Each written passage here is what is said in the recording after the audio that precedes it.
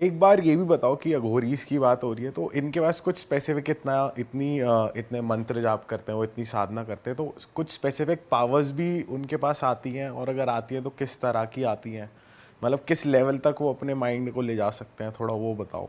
किस्सा मैं शेयर करना चाहता हूँ आपके साथ, जो गुजरात के एक इंसान का था। उनका नाम था मोहनलाल अग्रवाल, और गुजरात में ही मैं पला बड़ा, और उन्हीं के साथ, उन्हीं के ज्ञान की कृपा से आज मैं ये चीज़ आपको बता पा रहा हूँ। वो एक ऐसे अघोरी के संपर्क में आए थे जिन्होंने अघोर क्रियाओं के थ्रू अपना प्रतिशोध लिया था। मूल घटना ये थी, प्रतिशोध मतलब बदला, रिवेंज। सो मूल घटना ये थी कि जो अघोरी थे उनसे वे मिले, और हमारे वहाँ पे चोटीला नाम का एक पर्वत है जहाँ पे माँ चामुंडा विराजमान है। माँ चामुंडा आदि पराशक्ति का एक स्वरूप है जो दैत्यों के सामने, जिन्होंने चंड और मुंड का वध किया था। तो वहाँ का जो एक क्षेत्र है ना, जो प्रदेश है, वो बहुत ही ज़्यादा सिद्ध क्षेत्र माना जाता है। ऐसा ही एक क्षेत्र वहाँ पे है गिरनार, और गिरनार पे स्वयं भगवान दत्तात्रेय विराजमान है। भगवान दत्तात्रेय को ब्रह्मा, विष्णु और महेश तीनों का अवतार माना जाता है। 3 चोटी है वहाँ पे, 3 शिखर आप कह सकते हो, जहाँ पे एक शिखर पे, एक चोटी पे स्वयं भगवान दत्तात्रेय, दूसरे शिखर पे बाबा कीनाराम, जो हमारे यहाँ के, भारत के आज से 400 साल पहले के महानतम अघोरी हो चुके, उनका शिखर। और जो तीसरा शिखर है वो है स्वयं गुरु गोरखनाथ का। तो चोटीला, गिरनार, ये सारा जो एक क्षेत्र है ना, वो एकदम आसपास में है और जंगलों से घिरा हुआ है। इतने बड़े बड़े पहाड़ है वहाँ पे कि आपको अगर चढ़ना हो, आपको अगर उसे पूरा एक्सप्लोर करना हो, आज की तारीख में भी कोई नहीं कर पा रहा। इतना ज़्यादा गाढ़, इतना ज़्यादा गूढ़ वो माना जाता है पूरा। उसी क्षेत्र में ये अघोरी थे, और उनका मिलना हुआ मोहनलाल अग्रवाल से, जिनके ज्ञान की मैं आज पूरी बात कर रहा हूँ, जिनका ये किस्सा मैं बता रहा हूँ आज की तारीख में। और उनका नाम था बाबा प्रयाग भारती। वो पहले अघोर क्रिया करते थे, बाद में वो नागा साधु बने। तो मोहनलाल अग्रवाल जब प्रयाग भारती को मिले, बापू प्रयाग भारती को, तब उन्होंने ये अपना पूरा पूर्वाश्रम बताया। आपको जानकर ये आश्चर्य होगा कि ये जो प्रयाग भारती बापू थे, नागा संत, वो अपने पूर्वाश्रम में, यानी कि दीक्षा लेने से पहले एक एडवोकेट थे, वकील थे। वो अपना एक केस लड़ रहे थे, बहुत ही ज़्यादा हाई प्रोफाइल केस था उत्तर प्रदेश का। ही वॉज फ्रॉम प्रयागराज, जो उस समय पे, यानी मैं बात कर रहा हूँ आज से 7 डिकेड पहले की। उस समय पे इलाहाबाद उसका नाम था, राइट। इलाहाबाद से वो थे और वहीं पे अपनी प्रैक्टिस कर रहे थे लॉ की। वो जिस पार्टी के खिलाफ केस लड़ रहे थे, वो बहुत ही ज़्यादा इन्फ्लुएंशियल पार्टी थी, और इनके खिलाफ ये अपने, जिनका नाम था वेद प्रकाश शर्मा, जो बाद में प्रयाग भारती बने, लेकिन पूर्वाश्रम का नाम, दीक्षा के पहले का नाम था उनका वेद प्रकाश शर्मा। जब ये केस वो अपना जीत रहे थे, उस वक्त पे उनकी जो नेगेटिव पार्टी थी, सामने वाली पार्टी थी, उनको लगा कि अगर अभी कुछ नहीं किया गया ना, तो हम लोग ये केस हार जाएंगे। तो वेद प्रकाश को मेंटली डिस्टर्ब करने के लिए, उनको हानि पहुंचाने के लिए, सामने वाली पार्टी ने वेद प्रकाश जी की वाइफ का बलात्कार किया, उनका रेप किया, 4 लोगों ने मिलकर, और बहुत ही ज़्यादा इन्फ्लुएंशियल लोग थे। उनकी पत्नी का जिस तरीके से, जिस हैवानियत के साथ रेप किया गया ना, वो मैं यहाँ पे बता तक नहीं सकता। इस घटना के थोड़े ही दिनों में उनकी पत्नी ने सुसाइड कर लिया, और 2 बच्चे थे उनके। वेद प्रकाश जी को लगा कि शायद मैं लीगली जीत पाऊँगा। उन्होंने कोर्ट में जाकर सारी चीज़ें लड़ने की कोशिश की, लेकिन कुछ सिचुएशंस की वजह से, और जैसे आज की तारीख में भी कुछ इन्फ्लुएंसर लोग पैसे के माध्यम से, ऐसी चीज़ों के माध्यम से जीत जाता है केस, वैसे ही उस समय के इलाहाबाद में ये लोग जीत गए। वेद प्रकाश के अंदर प्रतिशोध की अग्नि, रिवेंज का जो भाव था, बदले का भाव था, वो इतना प्रबल था, इतना ज़्यादा इंटेंस था कि उन्हें कुछ भी करके बदला चाहिए था। उन्होंने ये तरीका अपनाया कि मैं तंत्र विद्या का उस माध्यम के ज़रिए मैं बदला लूँगा। उनके एक पहचानने वाले थे, कामाक्षी मतलब कामाख्या मंदिर जो है आसाम गुवाहाटी में, वहाँ पे उनके एक पहचानने वाले रहते थे जो तंत्र क्रिया करते थे। वे उनके पास गए, वेद प्रकाश शर्मा, और कहा कि मुझे तंत्र सिखाओ, मुझे उग्र विद्याएं सीखनी है जिनके माध्यम से मैं प्रतिशोध ले पाऊँ। उन्होंने कहा कि मेरे गुरु हैं, आप उनके पास जाइए नीलांचल पर्वत में, यानी कि कामाख्या के आसपास एक क्षेत्र में उनके गुरु रहते थे। तो वेद प्रकाश जी उनके पास गए और पूछा कि क्या आप मुझे सिखाएंगे तंत्र विद्याएं, मुझे ऐसी विद्या आप सिखाओ जिनके माध्यम से मैं प्रतिशोध ले पाऊँ, और वो जो इंसान है, वो जो 4 लोग हैं, वो सिर्फ इस जीवन में ही नहीं, वो जब प्रेत योनि में जाए, जब उनका देह त्याग हो जाए, उसके बाद भी उनको पीड़ा हो। मुझे इतना ज़्यादा इंटेंस बदला चाहिए। तो उन्होंने पूछा कि आप श्योर हो कि आपको ये करना है, क्योंकि आप जिस मार्ग के ऊपर जा रहे हो वहाँ से कोई कमबैक नहीं है, फिर आप वापस नहीं आ पाओगे। एक बार अगर आपने चलना शुरू कर दिया तो बात ख़त्म। उन्होंने कहा कि चाहे कुछ भी हो जाए मुझे चलना है, आप मुझे सिखाओ। एक दिन डिसाइड हुआ, एक दिन तय हुआ जहाँ पे जो उनके गुरु थे वे उनको दीक्षा देने वाले थे, मंत्र दीक्षा। उनका नाम था उदयनाथ जी, गुरु का नाम। और शमशान में जब वो गए तब वो जो शमशान था ना, वो इतना ज़्यादा, वहाँ पे कोई चिता नहीं जलती थी, तो शमशान की जो एक पहचान होती है ना, वो काफ़ी समय से लुप्त हो चुकी थी वहाँ पे। तो उसे वापस से शमशान के तौर पर स्थापित करना ज़रूरी था। तो उदयनाथ जी ने प्रयाग भारती के साथ मिलकर, मतलब गुरु और शिष्य ने मिलकर, बहुत ही कामाख्या के जो सिद्ध शमशान है वहाँ से राख, शमशान की राख, मिट्टी और जली हुई हड्डियाँ, ये लाकर जो नया स्मशान था, जो नई जगह पे वो जो विधि करने वाले थे जहाँ पे, वहाँ पे उन्होंने शमशान को स्थापित किया। नए सिरे से इन्वोक करा गया शमशान को। सारी शमशान की जो ऊर्जाएं रहती है, जो एनर्जीज रहती हैं, उनको इन्वोक किया गया। विधि शुरू हुई।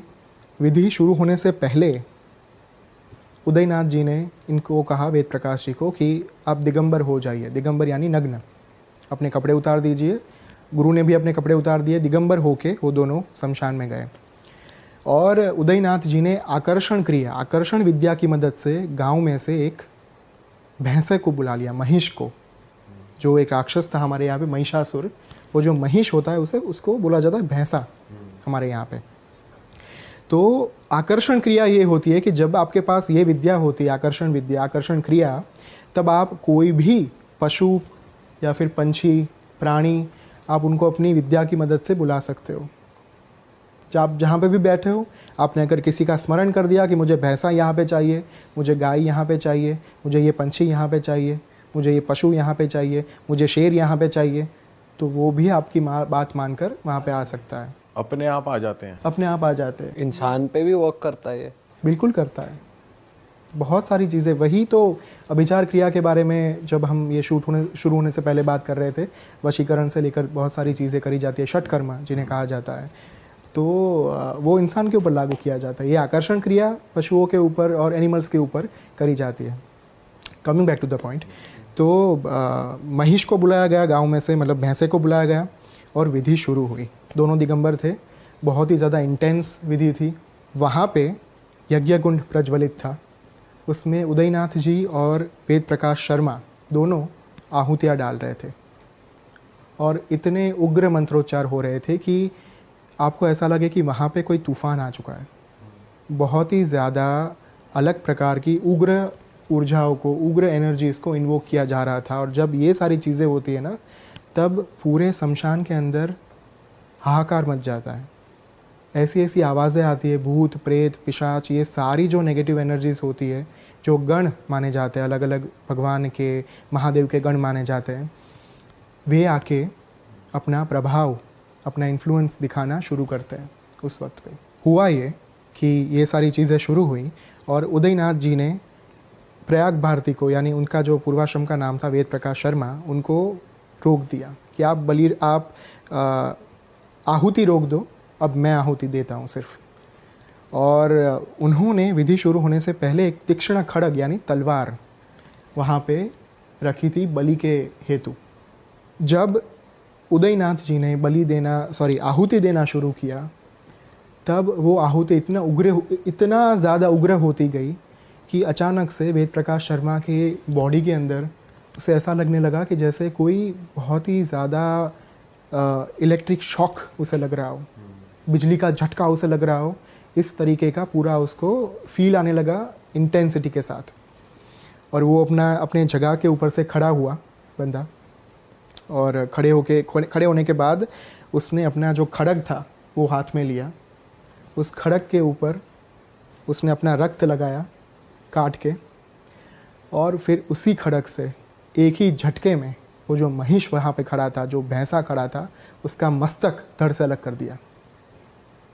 और वो जो मस्तक उसने अलग किया वो गिरकर चंड भैरव की वहाँ पे स्थापना की गई थी। चंड भैरव अष्ट क्षेत्रपाल, हमारे जो 8 भैरव हैं उनमें से एक भैरव है जिनका नाम चंड भैरव। 8 भैरव के बारे में भी बता सकते हो आप? हाँ, बिल्कुल। असितांग भैरव, उन्मत्त भैरव, चंड भैरव, कपाली भैरव, पूरे 8 तरीके के भैरव होते हैं जिनका इन्वोकेशन करा जाता है क्षेत्रपाल यानी कि गार्डियन के तौर पर, कुछ डिवाइन एंटिटीज़ को गार्ड करने के लिए। फॉर एग्जांपल कामाख्या जो क्षेत्र है, माँ कामाख्या, उनके जो क्षेत्रपाल है वो उमानंद भैरव है। फिर हमारे जो काशी विश्वनाथ है वहाँ पे काल भैरव उस क्षेत्र की रक्षा कर रहे हैं। तो जहाँ पे भी ज्योतिर्लिंग है, जहाँ पे भी माँ डिवाइन एंटिटीज़ की स्थापना की गई है, वहाँ पे हमेशा अष्ट क्षेत्रपाल को, क्षेत्रपाल यानी कि भैरव के एक स्वरूप को स्थापित किया जाता है as a guardian, divine guardian. तो ये चीज़ें हुई, और जो मस्तक काटा था वो काट के गिरा पूरा चंड भैरव के आसन के पास, जो उन्होंने पूरा विधि के समय पे चंड भैरव को आह्वान देने के लिए, उनको इन्वोक करने के लिए वहाँ पे स्थापित किया था। मस्तक वहाँ पे गिरा और सारी चीज़ें हो गई। उसके बाद वो जो उदयनाथ जी थे, गुरु उनके, उन्होंने खड़े होकर अपने शिष्य को, वेद प्रकाश शर्मा को, उस मस्तक के ऊपर बैठाया। उन्होंने अपना हाथ रखा उनके मस्तक के ऊपर और मंत्र की दीक्षा दी। जो चंड भैरव का जो मंत्र रहता है, मैं यहाँ पे नहीं बोलूँगा क्योंकि गुप्त माना जाता है वो चीज़, तो उनकी दीक्षा दी गई मंत्र की। और ये कहा गया कि आपको अगले 3 महीने तक चंड भैरव की साधना करनी है, तीव्र तंत्र साधना, उग्र तंत्र साधना। और तब से उनका नाम हुआ बालकनाथ। प्रयाग भारती बाद में पड़ा।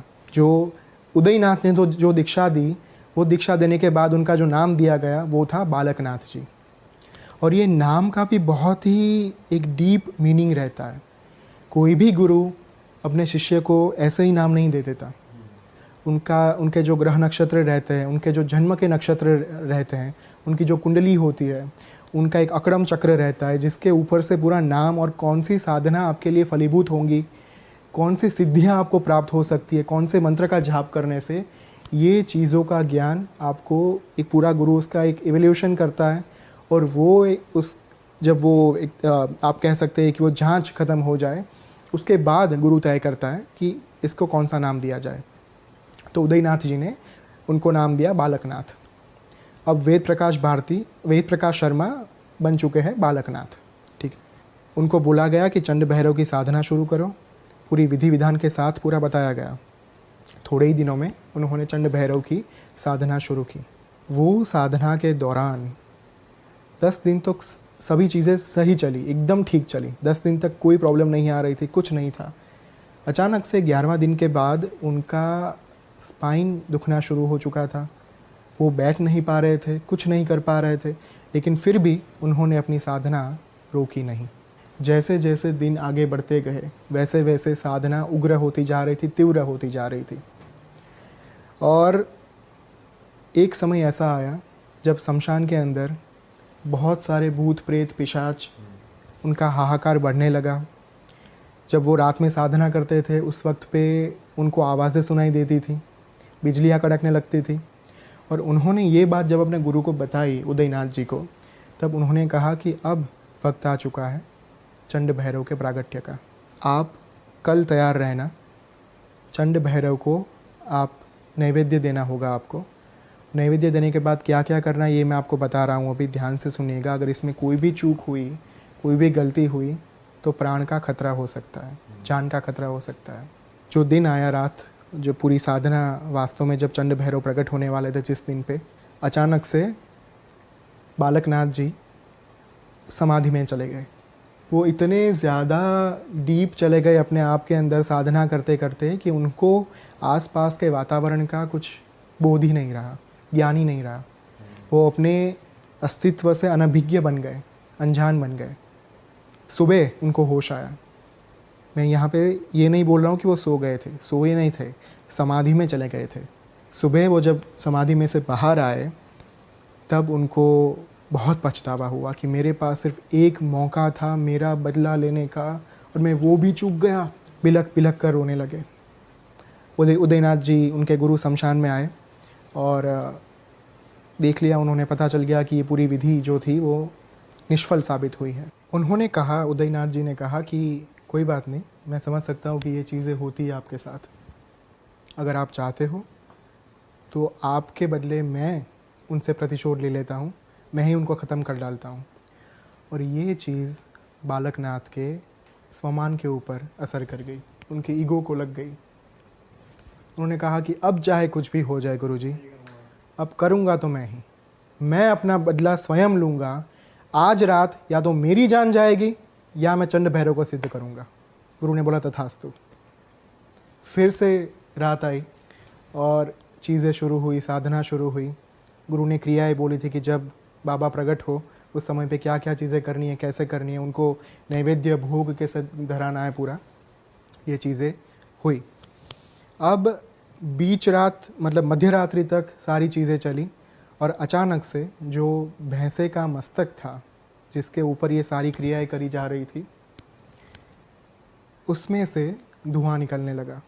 चंड भैरव के प्रागट्य का समय आ चुका था और धीरे धीरे धीरे जैसे मंत्र जाप आगे बढ़ते गए, थोड़ी ही क्षणों में भैरव प्रकट हो गए। चंड भैरव उग्र स्वरूप, एक हाथ में खड़ग, दूसरे हाथ में कपाल खप्पर। और कोई सामान्य इंसान, कोई व्यक्ति उन्हें देखे तो देखते ही मर जाए, इतना तीव्र, उग्र और विकराल भयावह स्वरूप था उनका। क्योंकि 3 प्रकार की साधनाएं होती है, सात्विक, राजसिक और तामसिक।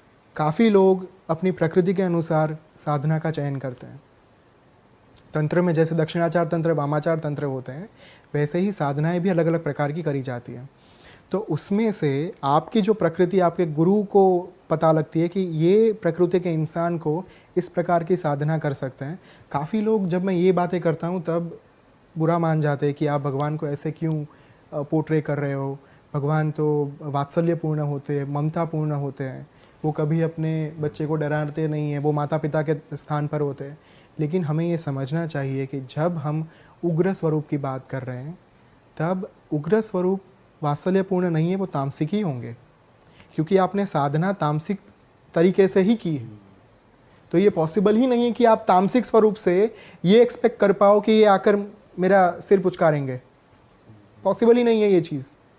अगर आप सात्विक साधना कर रहे हो तो आपको वैसा फल मिलेगा, अगर आप तामसिक साधना कर रहे हो तो आपके सामने वैसी ही एंटिटी प्रकट होंगी, चाहे आप कुछ कर लो। चंड भैरव का प्रागट्य हुआ और उन्होंने अपने एक हाथ में अपना हाथ काट कर उसमें लविंग रख दिया। उनके गुरु ने बोला था कि जब वे स्वयं चंड भैरव आपका रक्तपान करें वो भोग के साथ, तभी आपको मांगना है उनसे वरदान। तो भगवान ने भोग ग्रहण किया, उनके रक्त से भीगा हुआ जो सिनेमन था वो उन्होंने ग्रहण कर लिया, खा लिया, रक्तपान कर लिया। और इसके बाद उन्होंने पूछा, मांग पुत्र क्या चाहिए। मैं प्रसन्न हुआ। गुरु ने आदेश दिया था कि जब तक चंड भैरव 3 बार आपसे ना पूछे तब तक वरदान नहीं मांगना है। चंड भैरव ने पूछा, उन्होंने आंसर नहीं दिया। बालकनाथ जी ने, वो अपना मंत्र जप करते रहे।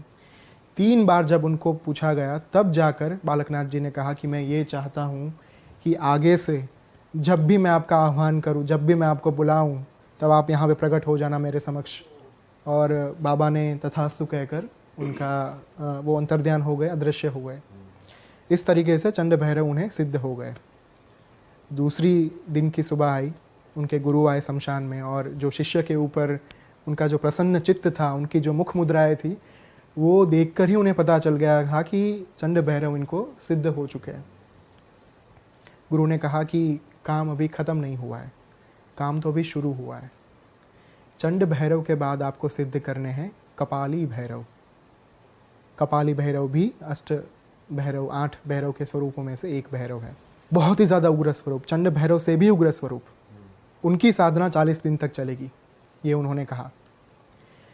30 दिन के बाद उनको खप्पर में हर रोज़ वो रखते थे मदिरा, मद्य पात्र। मद्य पात्र में मदिरा यानी कि अल्कोहल भर के रखते थे और बहुत सारा नैवेद्य उनको चढ़ाना होता था।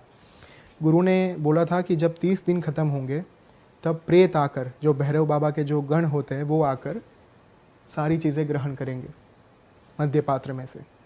आपको डरना नहीं है, आपको बहुत ही ज़्यादा परेशान करने की कोशिश की जाएगी। ये भरपूर कोशिश होगी कि आप अपने साधना को बीच में छोड़कर भाग जाओ यहाँ से। ऐसी ऐसी आवाज़ें आएगी आपको कि आपका हृदय बैठ जाएगा, लेकिन डरना नहीं है। मैं आपके साथ हूँ, एज अ गुरु के तौर पर मेरा कवच आपके साथ है, मैं आपको प्रोटेक्शन दे रहा हूँ। मैं आपको जैसा उन्होंने कहा था वैसे ही 30 दिनों के बाद ये सारी चीज़ें शुरू हो गई। और जो आखिरी के 10 दिन थे उसमें भैरव के गण आते थे, और जो अल्कोहल मदिरा का जो मद्य पात्र रहता था और जो भोग उनको धराया जाता था वो चट कर जाते थे, खा जाते थे पूरा। आखिरी दिन आया। आखिरी दिन पे जब कपाली भैरव का प्रागट्य होने वाला था, उनकी एक कंडीशन ये रहती है शास्त्रों के मुताबिक कि कपाली भैरव जब प्रकट होते अपने खप्पर के साथ, कपाल के साथ, उस कपाल के अंदर जो साधक रहता है, जिन्होंने उनकी साधना की है, उनको एक ही बार में पूरा कपाल, पूरा पात्र भर देना है मदिरा से, अल्कोहल से। अगर नहीं भरा गया, थोड़ी सी भी पात्र में जगह रह गई, अगर वो पात्र छलका के पूरा नीचे वो गिरा नहीं, मदिरा उसमें से, पात्र में से बाहर निकलकर मदिरा गिरा नहीं नीचे, तो कपाली भैरव क्रोधित हो जाएंगे, गुस्सा हो जाएंगे और अपने ही खड़क से साधक का गला काट देंगे। ओह, इतनी उग्र साधना रहती है। पूरा फुल चाहिए एकदम ऊपर तक। बिल्कुल। तो उनको पता लग गया था बालकनाथ जी को कि ये आसान तो नहीं रहने वाला, ये चीज़ बहुत ज़्यादा मुश्किल होगी।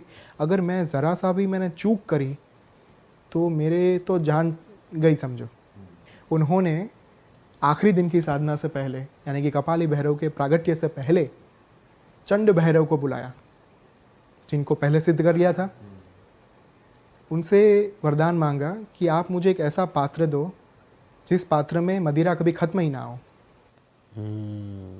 और चंड भैरव ने उनको कलश के आकार का, एक पॉट जैसा कलश के आकार का एक पात्र दिया, मदिरा पात्र, और बोला कि आप इस पात्र में से जब मदिरा आप डालोगे पात्र के अंदर, कपाली भैरव के खप्पर के अंदर, इसमें से मदिरा खाली ही नहीं होगी कभी। आप जितना चाहोगे उतना आप उड़ेल पाओगे। साधना शुरू हुई और मंत्र इंटेंसिटी के साथ पूरा मंत्रोच्चारण हो रहा था उनका। जैसे जैसे आगे बढ़ता गया टाइम, वैसे वैसे कपाली भैरव का प्रागट्य का समय भी नज़दीक आता गया। और suddenly out of the blue, बिजली के कड़ाकों के साथ, और इतना ज़्यादा शमशान के अंदर अंधेरा उतर आया था, मान लो कि पूरे ब्रह्मांड का जो अंधेरा है, जो डार्कनेस है, वो एक ही जगह पे इकट्ठा हो गई है। ऐसे सिचुएशन के अंदर कपाली भैरव का प्रागट्य हुआ। उनका स्वरूप एकदम लाल, उनकी आंखें अंगारे जैसी। ये स्वरूप वास्तव में शास्त्रों में ऐसा ही दिया गया है। कपाली भैरव का प्रागट्य होने के बाद तुरंत उन्होंने भोग मांगा, खप्पर आगे धरा, और जैसे ही खप्पर आगे धरा गया, साधक यानी कि बालकनाथ समझ गया कि अभी इनको भोग देना है। उन्होंने चंड भैरव का दिया हुआ पात्र, कलश आकार के पात्र जो उन्होंने चंड भैरव से वरदान में मांगा था, वो उठा के मदिरा डालना शुरू किया उस पात्र के अंदर। मदिरा जैसे जैसे वो डालते जा रहे थे, कपाली भैरव के मुख के ऊपर एक स्मित आ गया। वे मुस्कुरा दिए। पता चल गया उन्हें। बिल्कुल, क्योंकि कोई सामान्य साधक का ये काम हो ही नहीं सकता। कोई भी तुच्छ इंसान उनके पात्र को भर पाए, इतनी कैपेबिलिटी, इतनी क्षमता किसी में नहीं होती। वे समझ चुके थे कि ये पात्र जो बालकनाथ को दिया गया है वो ज़रूर चंड भैरव ने ही दिया है, और इसी रीज़न से उनके चेहरे के ऊपर एक स्मित आ गया, वो प्रसन्न हो गए। ये हुआ जब जब वो मदिरा का उन्होंने उड़ेल दिया, तब पूरा वो पात्र भर गया और उन्होंने अपना पान शुरू किया, मदिरा पान शुरू किया। मदिरा पान आगे बढ़ता गया, उतने में वहाँ पे एक बकरा लाया गया था बलि के हेतु, और उस बकरे के ऊपर मंत्र जप करते करते बालकनाथ जी ने अपना हाथ काट दिया, और उस बकरे के ऊपर छिड़का गया रक्त, उसकी बूंदें छिड़की गई। और जैसे ही भगवान कपाली भैरव ने मदिरा पान ख़त्म किया, तुरंत ही वैसे जो बकरे को रक्त छिड़का गया था उनको वो पूरा ऐसे खा गए। वो बकरा ऐसा सिकुड़ गया कि मान लो उसके अंदर मीट है ही नहीं, मांस है ही नहीं, स्केलेटन बन गया। बिल्कुल, उनको खा लिया गया था पूरा अंदर से। तो ये क्रियाएं ख़त्म हुई। उसके बाद कपाली भैरव ने पूछा उनसे, वत्स, मैं प्रसन्न हुआ हूँ आपकी साधना से, क्या महत्व है आपकी क्या डिज़ायर, आपकी क्या इच्छा है, मैं आपको क्या दे सकता हूँ वरदान में। तो ये चीज़ें उन्होंने पूछा, और उन्होंने कहा कि जब भी मैं आपका आह्वान करूँ, जब भी मैं आपको बुलाऊँ अपने पास आमंत्रण देकर, आपको प्रकट होना है और मेरा काम करना है। उन्होंने कहा ठीक है, मैं आपको वरदान देता हूँ कि मैं आपकी हर इच्छा पूरी करूँगा। ये क्रिया ख़त्म हुई। तीसरा दिन आया, जब क्रिया के बाद का दिन आया, उदयनाथ जी आए, उनके गुरु आए, और पता चल गया कि चलो कपाली भैरव भी उनको सिद्ध हो चुके हैं। अभी आखिरी क्रिया और करनी थी, और आखिरी क्रिया थी कर्णपिशाचिनी को सिद्ध करना था। और कर्णपिशाचिनी को भी ऐसे ही तरीके से सिद्ध किया गया। I will not go in the details क्योंकि वापस बहुत लंबा हो जाएगा, लेकिन वो इनसे ज़्यादा तीव्र साधना नहीं रहती है। कर्णपिशाचिनी की जो साधना थी उनकी, वो 21 दिन की थी और तुरंत ख़त्म हो गई, और बहुत ही ईजिली ख़त्म हो गई। कर्णपिशाचिनी उनको सिद्ध हो गई। और जब उन्होंने पूछा बालकनाथ ने उदयनाथ को कि गुरुजी, ये चंड भैरव कपाली भैरव का तो समझ में आ रहा है कि इनको सिद्ध क्यों करना है, लेकिन कर्णपिशाचिनी को क्यों सिद्ध करना है, इनका क्या हेतु है। तब उन्होंने कहा कि कर्णपिशाचिनी को इस प्रयोजन के साथ सिद्ध करना है कि जब आप अपना प्रतिशोध ले रहे होंगे, तब आपकी शत्रु के साथ जो भी घटनाएं घट रही होंगी, चंड भैरव और कपाली भैरव उनके साथ जो कुछ भी कर रहे होंगे, वो आपके पास कोई तो होना चाहिए जो आपको कान में आकर माहिती दे, आपको इन्फॉर्मेशन आके दे जाए, क्योंकि आप तो वहाँ पे प्रकट नहीं रह पाओगे। इस वजह से उनको कर्णपिशाचिनी को सिद्ध करना था। कर्णपिशाचिनी 21 दिन के बाद सिद्ध हो गई उनको, और अब बारी आई प्रतिशोध की। उन्होंने सबसे पहले कर्णपिशाचिनी उससे विद्या से ये पूछा कि मुझे ये बताओ कि चारों के चारों शत्रु अभी है कहाँ पे। और कर्णपिशाचिनी ने बताया कि 3 अभी इलाहाबाद में ही है, यानी कि आज के प्रयागराज में ही है, लेकिन एक शहर के बाहर है। और बालकनाथ ने ये समझ लिया कि मुझे अपना प्रतिशोध लेना है तो मुझे वापस इलाहाबाद जाना ही पड़ेगा। वो जो 4 शिकार थे उनके नाम थे भेरूमल, दूसरा नाम गोपाल टंडन, तीसरा जो बंदा था उसका नाम था वीरेंद्र मेहरा, और चौथा था देवचंद बंसल। ये 4 लोगों के साथ उनको बदला लेना था। उसने सबसे पहले भेरूमल को चुना, क्योंकि भेरूमल ही वो इंसान था जिसने ये पूरा आइडिया एग्जीक्यूट किया था कि अगर हमें ये एडवोकेट को उसका माइंड डाइवर्ट करना है, उसको हराना है, तो उसकी बीवी का हम बलात्कार कर देते हैं। तो इस जो पूरी घटना के, पूरी षड्यंत्र के पीछे का जो मास्टरमाइंड था वो भेरूमल था। वो गया भेरूमल के घर पे, दोपहर का टाइम था, और भेरूमल गार्गल कर रहा था। उसने गार्गल करने के बाद उसके मुंह का जो पानी था वो घर की बाहर का जो हमारा आंगन रहता है ना हमारा छोटा सा, उस आंगन के अंदर उसने गार्गल करके पानी छोड़ दिया अपना। और सबसे पहले बालकनाथ ने उस मिट्टी को, जहाँ पे वो पानी गिरा था उसके मुख में से, उस मिट्टी को अपनी एक छोटी सी प्लास्टिक की थैली में भर लिया। क्योंकि जब भी आप किसी के ऊपर अभिचार क्रिया करना चाहते हो, तब ये बहुत ज़रूरी है कि सामने वाले इंसान की कोई चीज़, कोई ऐसी चीज़ जो उसकी प्राइवेट हो, जिसने उसे यूज़ किया हो, या तो फिर उसके टच में आई हो। हाँ, कहते हैं कि बाल हो या टी शर्ट हो उनकी, बाल, टी शर्ट, नाखून, डीएनए होना चाहिए ना बेसिकली। बिल्कुल करेक्ट। तो इस वजह से उन्होंने सबसे पहले ये मिट्टी एकत्र कर ली अपने पास और फिर अंदर गए। पेरूमल को कहा कि पहचाना मुझे, और पेरूमल पहचान नहीं पाया शुरुआत में, क्योंकि 3 महीने तो बीत चुके थे पहली साधना के, और उसके बाद के 2-4 महीने और, तो टोटल 7-8 महीने बीत चुके थे। और वो जो बालकनाथ था, वो उसकी पूरी दाढ़ी बड़ी हुई थी, मतलब एडवोकेट जैसा कोई, मतलब उसका था ही नहीं, कोई लुक ही नहीं था। जो वकील था वो पूरा बदल चुका था। इस वजह से उनको नहीं पहचान पाए शुरुआत में। और फिर उन्होंने एक क्लू दिया कि बहुत तुम्हें शौक़ है ना पराई स्त्रियों को परेशान करने का, याद आया अभी कुछ? तो उन्होंने मजाक उड़ाया फिर पेरूमल ने कि अच्छा वेद प्रकाश शर्मा, यहाँ पे क्या कर रहे हो? जाओ, मैं तुम्हें थोड़े बहुत पैसे देता हूँ, जाओ, साधु बन ही चुके हो तो अभी आराम से हरिद्वार में जाके साधना करो, यहाँ पे क्या काम है तुम्हारा? और वो इतना गुस्से हो गए बालकनाथ जी, उन्होंने कहा कि 3 दिन के बाद तू नहीं होगा, और मैं तुझे ये बोल के जा रहा हूँ ताकि जो पीड़ा, जो वेदना मेरी पत्नी ने सही थी, वो मैं तुझे दे के जा रहा हूँ, और तुझे पता होना चाहिए कि तेरी मृत्यु कब आने वाली है। ऐसा बोल के वो चले गए। लेकिन पेरूमल अभी भी सीरियस नहीं था, उसने ये तो मजाक कर रहा है, क्या कुछ भी बोल रहा है, बका रहा है। वो चला गया, और बालकनाथ जी ने जो मिट्टी ली थी उसको शमशान में लेकर उस मिट्टी को गाड़ दिया। उसके ऊपर पूरा यंत्र बनाया गया। यंत्र बनाने के बाद उसका जो एक आकृति होता है ना, पेरूमल की एक काइंड ऑफ, हम वुडू डॉल क्या होती है, राइट? वुडू डॉल मतलब आप किसी व्यक्ति का कुछ भी प्राइवेट जो चीज़ है उसको वुड डॉल के साथ अटैच कर दो तो वो दोनों ऊर्जा एक हो जाती है, और फिर जो भी चीज़ आप वुड डॉल के साथ करो वो उसके साथ होती है। तो वैसे ही प्रक्रिया, वैसे ही पूरी विधि शमशान के अंदर करी गई पेरूमल के लिए, और उसे नाम दिया, उसे मतलब जो प्रसंग था, पूरी घटना थी, उसमें मारण प्रयोग नाम दिया गया। जो मैं अभिचार क्रिया के बारे में बता रहा था, वास्तव में तंत्र महली विद्या नहीं है, ये हम बहुत बार गलती कर देते हैं समझने में।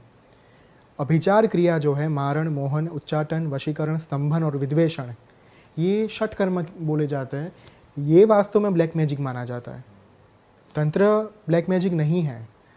तंत्र तो वास्तव में ईश्वर तक पहुंचने का माध्यम है।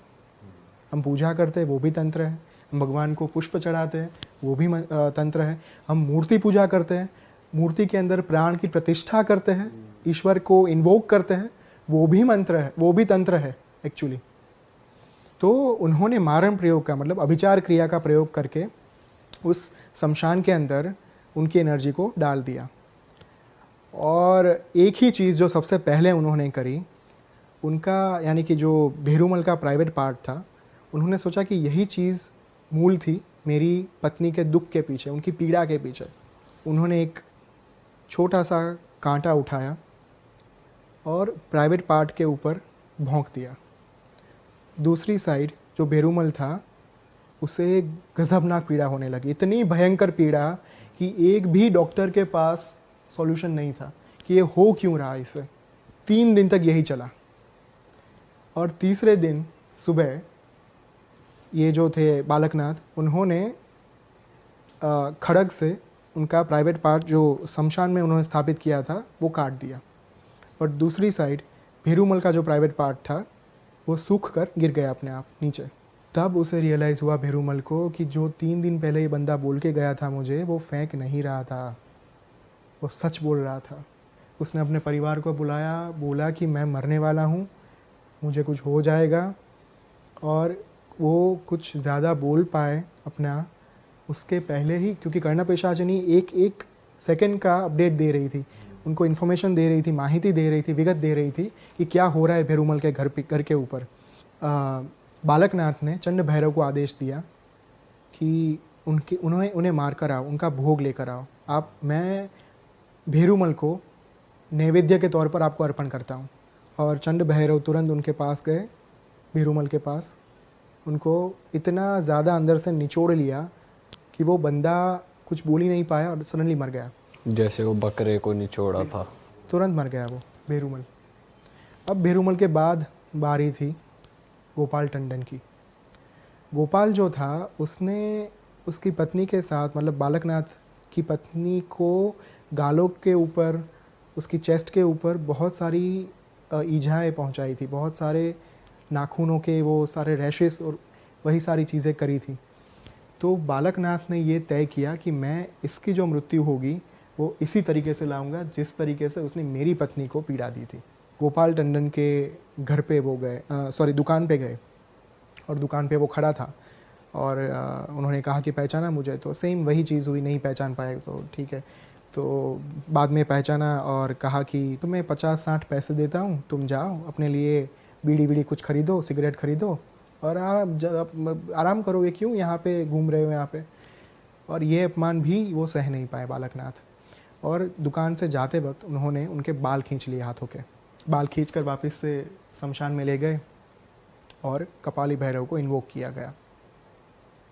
कपाली भैरव को इन्वोक करने के बाद अभी उन्होंने इतना उसको मेंटली प्रताड़ित किया, टॉर्चर किया गोपाल टंडन को। 3 दिन वो बोल के गए थे कि मैं तुम्हें 3 दिन के अंदर मार दूंगा। जस्ट लाइक भेरूमल, गोपाल ने भी विश्वास नहीं किया कि ये वास्तव में ऐसा होगा, ये फेंक रहा है। उन्होंने यही कहकर उनको भगा डाला वहाँ से कि चल भाग यहाँ से, कुछ भी बात करता है, पागल कहीं का। तो ये चीज़ें हुई और 3 दिन के दौरान उसको इतना मेंटली इंस्टेबल कर दिया कि वो अपने आप अपना ही बॉडी कुरेदने लगा, काटने लगा। जैसे उसने उसकी पत्नी के साथ किया था वैसा ही चीज़ वो अपने साथ करने लगा। अपने सारे जगहों पे नाखून के रैशेस वगैरह, खून निकालने लगा। उसके घर वाले नहीं समझ पा रहे थे कि ये इतना पागल जैसा बिहेवियर क्यों कर रहा है। कल तक तो ठीक था, इसको हो क्या गया।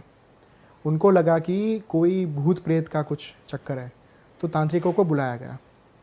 उनको बुलाने के बाद उन्होंने कुछ करने की कोशिश की, कुछ नहीं हो पाया। उल्टा कपाली भैरव ने उनको डरा दिया तांत्रिकों को, तांत्रिक भाग गए वहाँ से। और तब जाकर लास्ट में ये हुआ कि जो शमशान में उसकी ऊर्जा स्थापित करी गई थी मारण प्रयोग के थ्रू, उन्होंने उनका जो हृदय का स्थान था गोपाल का, वो मसल दिया। और यहाँ पे गोपाल का जो हृदय था, उसका जो हार्ट था, वो एकदम उसे लगा कि हार्ट अटैक आ रहा है उसे, और पूरा बंदा ख़त्म हो गया एक ही झटके में। अब बारी थी तीसरे विक्टिम की, तीसरे बंदे की जिसने ये किया था। उसका नाम था वीरेंद्र मेहरा। अब बालकनाथ को पता चल गया था कि ये बात फैलेगी आगे, क्योंकि ये चारों बहुत ज़्यादा कनेक्टेड थे एक दूसरे के साथ। तो अगर मैंने वीरेंद्र को जाकर पहले ही बोल दिया कि मैं तुम्हारी जान लेने वाला हूँ, तो वो भाग जाएगा शायद यहाँ से, और मेरा जो प्रतिशोध है वो शायद डिले हो जाए। तो वो उसे पोस्टपोन नहीं करना चाहते थे। तो पहले उन्होंने ये किया कि वीरेंद्र मेहरा के ऊपर उन्होंने कुछ ऐसे प्रयोग करे जिन प्रयोगों के थ्रू उनका माइंड एकदम इंस्टेबल हो गया और वो पागलों जैसा बिहेवियर करने लगा। कुछ भी बातें करता रहता था, पूरे दिन ऐसे ही बैठा रहता था, ना कुछ काम करता था, ना कुछ काज करता था, ना किसी के साथ बात करता था, ना हंसता था, ना रोता था। ऐसा लगा मानो जैसे पुतले की तरह उसे बिठा दिया गया हो। इतना करने के बाद उनको वहाँ पे वीरेंद्र मेहरा के पास वो गए, उनको कहा कि मैं तुम्हें 4 दिन के अंदर मार दूँगा। अगेन सेम हुआ कि क्या बकवास कर रहे हो, नहीं माना गया कुछ भी। अब ये हो गया था कि वीरेंद्र मेहरा 2 दिन के अंदर इतने छटपटाए कि उनको समझ में आ गया कि ये बंदा सच बोल रहा था। और वो 2 दिन के बाद भागे चौथे बंदे के पास, जिसका नाम था देवचंद बंसल। उनके पास जाकर वो खड़े हो गए, उनको बोला कि मेरी जो हालत हो रही है वो वेद प्रकाश की वजह से हो रही है, वो वकील की वजह से हो रही है। 2 लोग ऑलरेडी मर चुके, हमारे 2 दोस्त मर चुके हैं इसी वजह से, और मुझे भी वो आकर कह गया है कि मैं अभी 2 दिन में जाने वाला हूँ।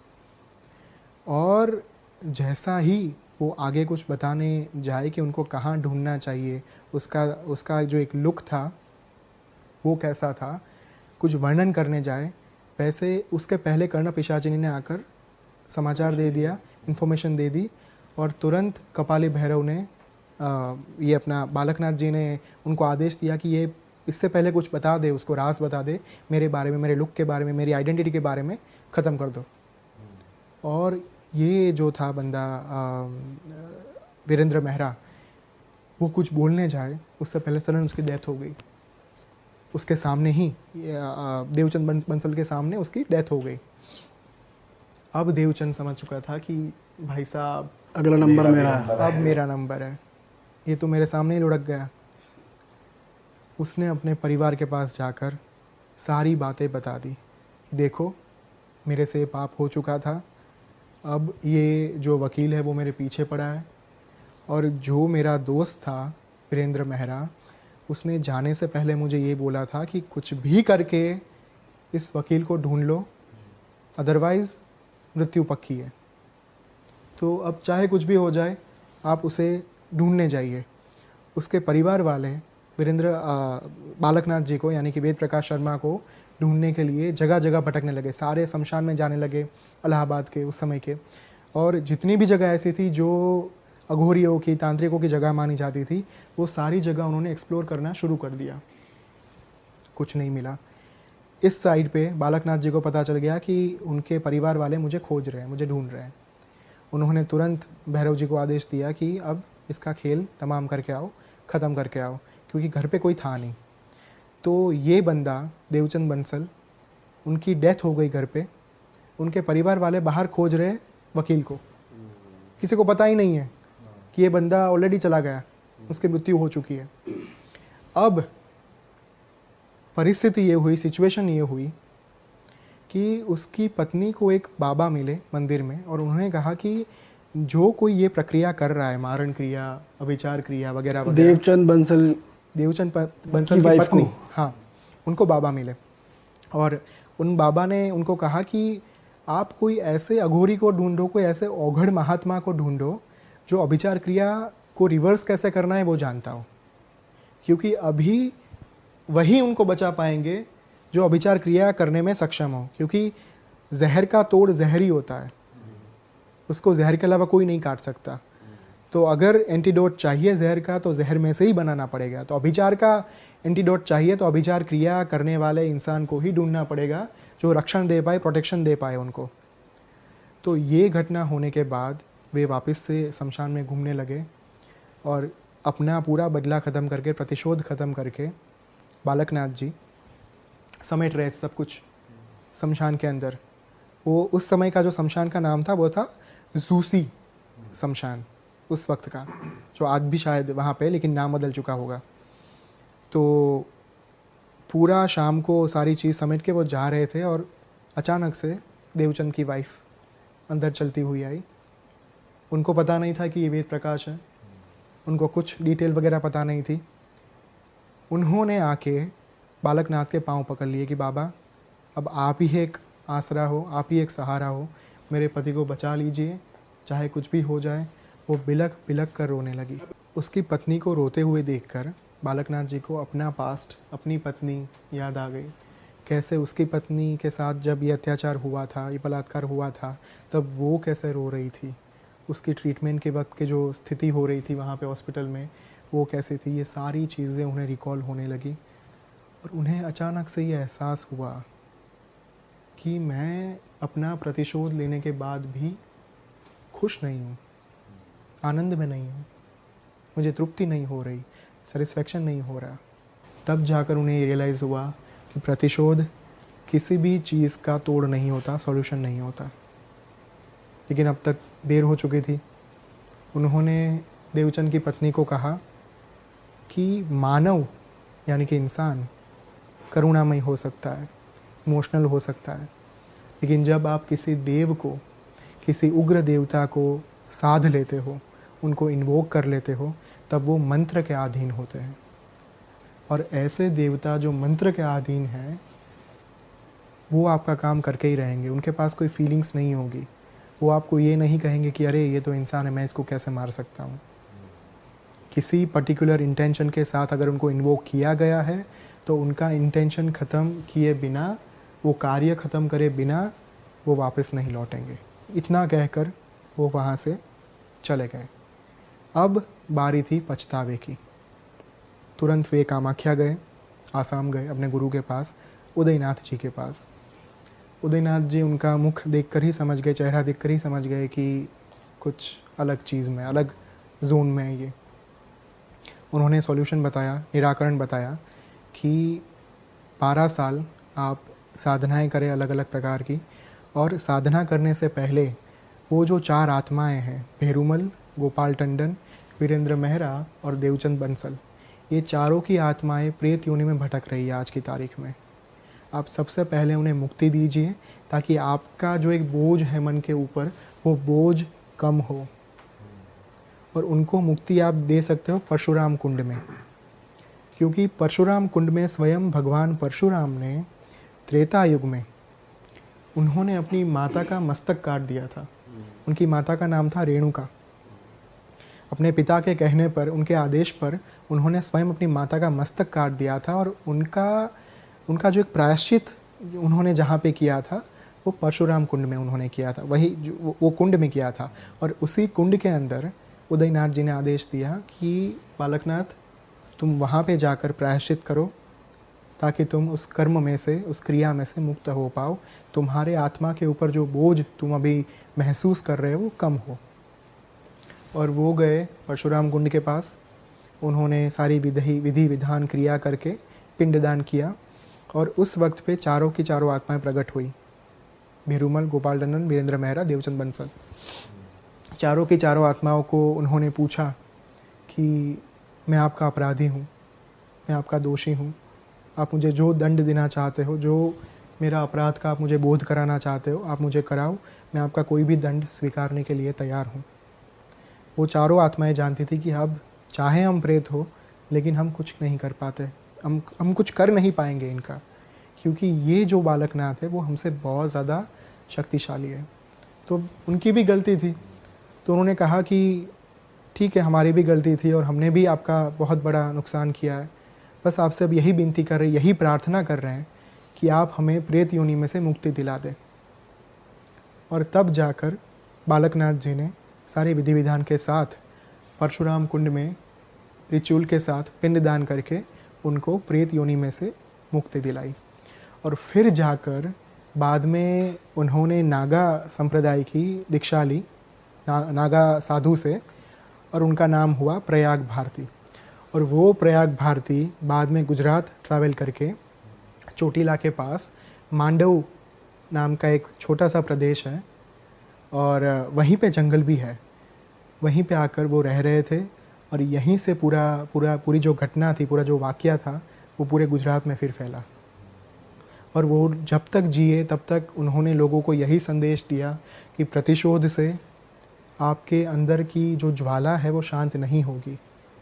लोगों की भलाई करिए, आपके साथ जो हुआ वो शायद आपके कर्म के कोई विधान हो सकते हैं, शायद ये हो सकता है कि आपके जीवन में ये घटने वाला होगा, इसलिए हुआ होगा, लेकिन इसका मतलब ये नहीं है कि आप कोई ऐसी क्रिया कर बैठो जिसके करने के बाद पूरी ज़िंदगी आप पछताओ बेसिकली। तो ये थी पूरी कहानी जो